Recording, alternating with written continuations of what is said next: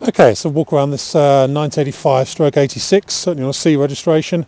Land Rover 90 2.5 diesel hardtop with rear windows and stuff like that. Let's go around it and see what it's got on it.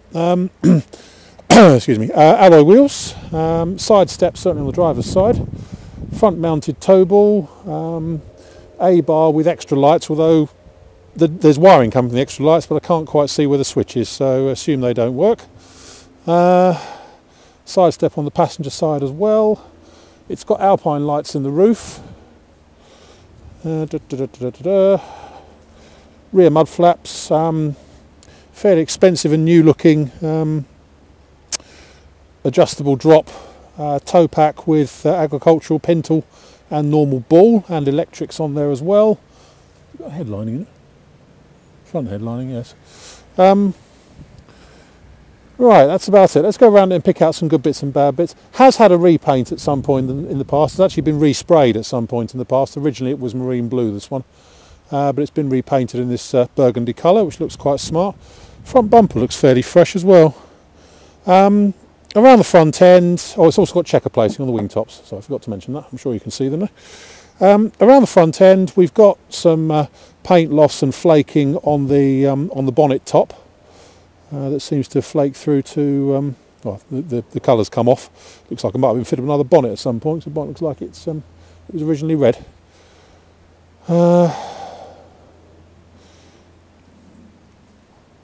What else? Down the near side looks fairly straight. Actually, correction, looks like it's got a marine blue tub on it and probably a red bulkhead at some point in the past. So, bit of a bitzer. The near side front wing, it's got a couple of minor dents just in the front corner there, but it's not too bad as they go. But the rest of it down there looks fine. Up around the scuttle area, bubbling up very slightly. There's a very small hole there. It all looks, if I prod it, it's not sort of falling apart or anything. Very tiny hole, just needs a little rubber bung put in it really to stop anything getting in there. The rest of it around the scuttle all looks fine. A few bits of paint loss where the original the original colours showing through a bit. Up on here, I don't know what they've done here. If it's had perhaps had a new screen in it at some point. In fact, the windscreen seal looks fairly new, so it might have done. It's just got some sort of tar marks from the stickiness on the door frames there. A post is fine. Again, there's a very, very tiny hole just there at the top of the A post in the normal place, but that's not bad at all. Modesty covers are fine. It's fitted with series doors as well, so I forgot to spot that. In fact, they look fairly fresh, the series doors. More robust. Obviously, you've got sliding windows instead of the windy up and down ones that always tend to the windy up and down. It tends to fail. Regulators and stuff, so it looks a bit more period as well. Doors are in pretty good shape. A little bit of sort of surface rust on the inside. And obviously they're the original primer colour inside. Not bad for all that. It's got some sound deadening material on it as well on the doors. Inside here, the seats are remarkably good actually. Both driver and front passenger seats are in excellent shape. Really, really nice. It's got this sort of quite nicely built, but it is sort of could do with a coat of paint really. Centre cubby box that's been built out of wood. So quite nicely built, but not really my cup of tea. Dash is fine. That's all in good shape. Carpet is straightforward, easy, clean interior in the front here.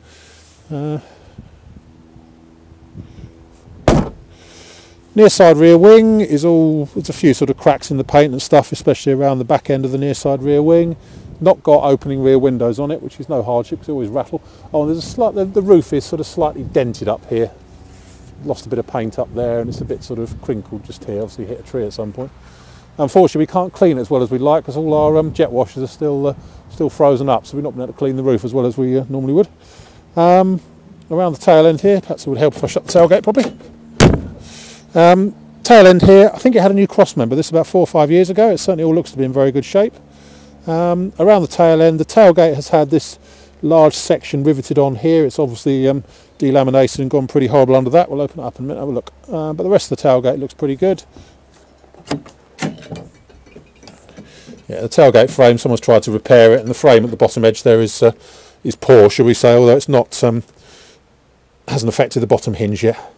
In the back here, it's still its original marine blue colour. Clearly carried a lot of things. The covers are off at the minute, so we've got to sort out the rear lights. I think where the tow pack was fitted, they've disturbed the indicator wiring, so we'll sort that out at some point.